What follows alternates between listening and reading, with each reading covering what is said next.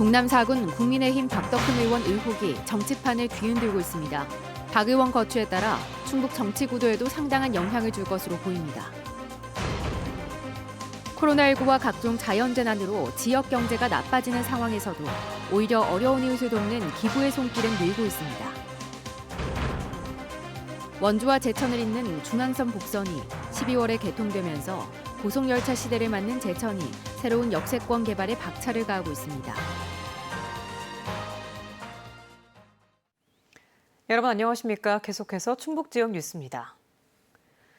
동남 4군 국민의힘 박덕흠 의원과 관련된 각종 의혹이 정치판을 뒤흔들고 있습니다. 박 의원의 거취에 따라 충북의 정치 구도에도 상당한 영향을 줄 것으로 보입니다. 신병관 기자입니다. 가족회사의 피감기관 공사 수주를 둘러싼 의혹에 전문 건설협회장 당시 골프장을 시세보다 비싸게 사들였다는 의혹까지 시민단체 등에 의해 검찰에 고발되자 박덕흠 의원이 기자회견을 자처했습니다. 박 의원은 골프장 투자에 관여할 위치에 있지 않았고 공사 수주는 대부분 공개 입찰을 통해 이뤄져 청탁의 여지가 없었다고 주장했습니다. 국회의원이 된 뒤 오히려 회사 매출이 줄었다고도 반박했습니다. 여당의 억측이 사실이라면 여당 스스로가 대한민국 입찰 시스템이 붕괴되었음을 자행하는 것이고 국민들에게 현 정부의 조직 전체를 불신해도 좋다는 메시지를 던진 것과 같습니다. 더불어민주당은 공세를 강화했습니다. 주식 백지 신탁 뒤에서 이해충돌 문제가 없다고 하는 것은 부당할 뿐더러 공직자윤리법 위반 소지가 매우 크다며 공사 수주 과정을 철저하게 들여다보기 위해 신속한 수사가 필요하다고 주장했습니다. 공개 경쟁 입찰이라고 해도요. 입찰 방식은 여러 가지가 있습니다. 그리고 입찰에 조건을 붙입니다. 과연 이런 것들은 정당했는지 공개 경쟁 입찰이라는 그 허울 속에 그 안에서의 그 조건 변경을 통해서 있었는지 뭐 이런 것들부터 시작해서 구체적으로 들여다봐야 되겠죠. 국민의힘도 긴급 진상조사 특별위원회를 꾸려 진상을 밝히고 응분의 조치를 할 계획이라며 박 의원과 다소 거리를 뒀습니다. 박 의원은 지난 총선에서 당선돼 3선에 오르며 충북은 물론 당내 입지를 강화했습니다. 현재 충북 국회의원 의석수는 민주당 5, 국민의힘 3석. 박 의원의 거취는 대선과 지방선거를 앞둔 충북 정치 구도에도 상당한 영향을 줄 것으로 보입니다. MBC 뉴스 신병관입니다. 노영민 대통령 비서실장이 최근 청주시 흥덕구에 전셋집을 얻은 것으로 알려져 지역 정계에 관심이 쏠리고 있습니다. 노영민 실장이 3선 국회의원을 지낸 흥덕 지역구에 다시 터전을 마련하면서 가경동 아파트 매각 후 이삿집 센터에 맡겨놓은 짐을 옮기기 위한 것이라는 시각과 충북 도지사 출마를 염두에 둔 것 아니냐는 관측이 엇갈리고 있습니다. 한편 이시중 도지사의 연임 제한으로 민주당으로선 차기 도지사 후보를 고민해야 하는 상황이어서 노 실장의 행보는 더욱 주목받고 있습니다. 올해는 특히 코로나19와 각종 자연재난으로 지역 경제 상황이 점점 나빠지고 있죠. 이런 상황 속에서 반가운 소식이 있습니다. 어려운 이웃을 생각하는 기부가 오히려 더 늘고 있다고 합니다.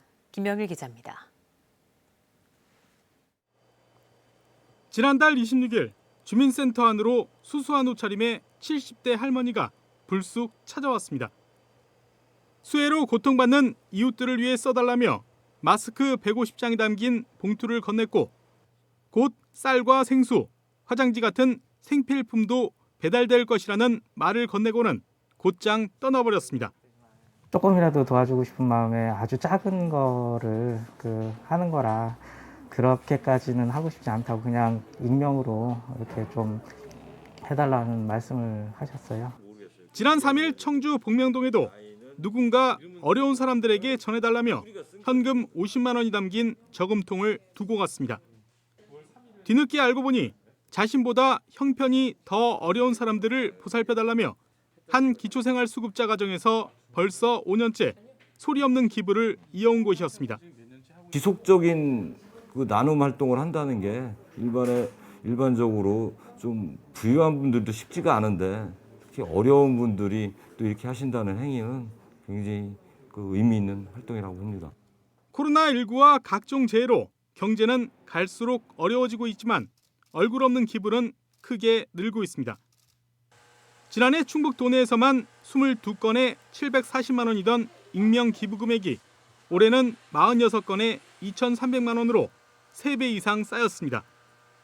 전체 기부 금액도 늘어 지난달까지 사회복지 공동모금회에 모인 기부액은 77억여 원으로 지난해 같은 기간 60억 8천만 원보다 27%가 더 많습니다. 특히 어려운 경제 상황에서도 개인 기부액이 60% 넘게 급증했습니다. 요즘 코로나19라든가 또 수해 피해로 인해서 어려울 때일수록 더 어려운 분들을 또 생각하는 마음이 있어서 그런 온정의 손길이 좀 가고 있는 것 같습니다. 지금껏 겪어보지 못한 감염병 확산에 자연 재난까지 모두가 힘든 시기지만 나보다 더 어려운 이웃을 돕겠다는 따뜻한 나눔 실천이 힘들고 팍팍한 현실에 위로가 되고 있습니다.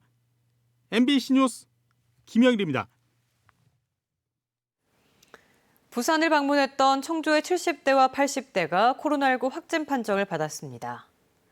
이들은 지난 15일에서 16일 부산 연제구에서 건강보조식품 설명회에 참석했고 확진자의 접촉자로 통보돼 검사한 결과 양성 판정을 받아 청주의료원에 입원했습니다. 현재까지 접촉자는 가족 6명으로 파악됐고 보건당국은 추가 접촉자와 이동 동선을 확인하고 있습니다.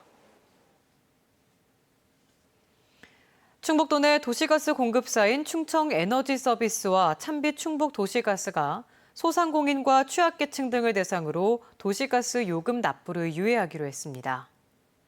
이에 따라 이번 달부터 오는 12월까지 도시가스 요금 청구분의 납부 기한이 3개월씩 연장됩니다. 코로나19 사태 장기화에 따라 어려움을 겪는 지역민들의 부담을 완화하기 위한 조치로 지난 4월에 이어 두 번째입니다. 원주와 제천을 잇는 중앙선을 복선화하는 사업이 오는 12월 개통을 앞두고 있습니다. 17년 동안의 지역 수관 사업이던 복선 전철화가 이루어지면 제천에서는 처음으로 고속열차가 도입이 되는데요. 이에 발맞춰 쇠퇴한 역세권을 다시 살리려는 사업도 본격적으로 시작됩니다. 이지영 기자입니다. 7개 철도 노선이 교차하는 사통팔달의 도시로 발전한 제천. 수십 년 전 상권 중심지였던 제천역 주변은 호황 그 자체였습니다. 옛날에는 여기가 아주 사방서 일다 모여가지고 80년대, 90년대, 2000년대까지는 그래도 재미있게 장사가 되고 그랬는데 하지만 신시가지 개발과 인구 유출로 발전과는 멀어지면서 이제는 40년 이상 된 노후 건물이 30%를 차지할 정도. 제천시가 역세권 개발 사업으로 재기를 노리는 이유입니다. 제천역 주변 영천동과 화산동 일대 25만 7천여 제곱미터에 국비 160억 원을 포함한 예산 403억 원을 들여 집중 육성하는 계획인데 창업 지원과 상권 활성화 업무를 맡을 다누리 스퀘어와 주민복지, 관광 안내 등을 담당할 어번 케어센터, 두 시설을 구심점으로 대대적인 환경 개선에 나섭니다. 주택과 상가 건물을 리모델링하고 걷기 편한 거리, 휴식 공간을 조성해 머물고 싶은 곳으로 만들고 주민과 상인 교육과 협동조합 육성, 지역 커뮤니티 활성화 사업으로 일회성 개발에 그치지 않는 게 주된 목표입니다. 동네 분들하고 저 교육도 몇 번 받고 준비를 잘 해놓고 기다리고 있어야만은 관광객들이 오면은 그 공간을 많이 이용하도록. 오는 12월 원주 제천 간 중앙선 복선 개통을 앞두고 있어 시험대에 올랐습니다. 처음으로 고속열차가 다니게 돼 서울 청량리부터 제천까지 1시간 안에 올 수 있게 되는데 주요 관광지로 가는 첫 관문인 역세권 도시재생을 성공적으로 추진해야 추가 사업 구상도 원활할 거란 판단입니다. 이 부지 이꼬르 어떤 실행력이다라고 보거든요. 매매 계약서와 또 사비 집행까지 다 이루어져서 100% 저희가 부지가 확보된 걸로. 중앙선 복선화를 기점으로 제2의 전성기를 노리는 제천시. 첫인상을 좌우할 역세권 개발 사업은 오는 2024년까지 단계적으로 이어집니다. MBC 뉴스 이지연입니다.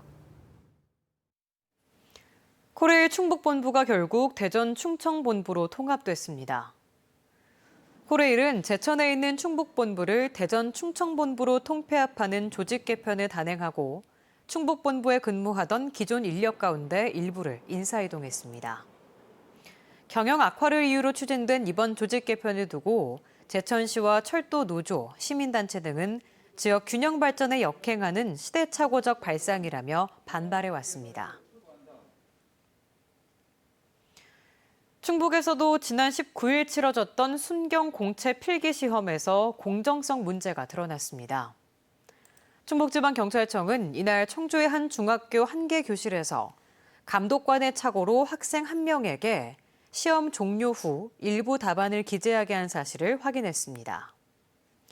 이에 따라 충북청은 해당 응시생을 부정행위자로 처리하고 해당 감독관에 대해서는 진상 확인을 통해 규정 위반이 확인되면 청문 등의 조치를 하겠다고 밝혔습니다. 2021학년도 대학 수학능력시험의 충북도 내 응시생은 12,000여 명으로 지난해보다 11.9%가 줄었습니다. 충청북도 교육청에 따르면 이 가운데 재학생은 9,500여 명으로 1년 전보다 1,500여 명이 적고 졸업생도 지난해보다 129명이 감소해 2,400여 명 수준입니다. 다만 전체 응시생 중 졸업생이 차지하는 비중은 지난해 18.4%보다 1.5%포인트 높아진 19.9%입니다. 지금까지 충북지역 뉴스였습니다. 고맙습니다.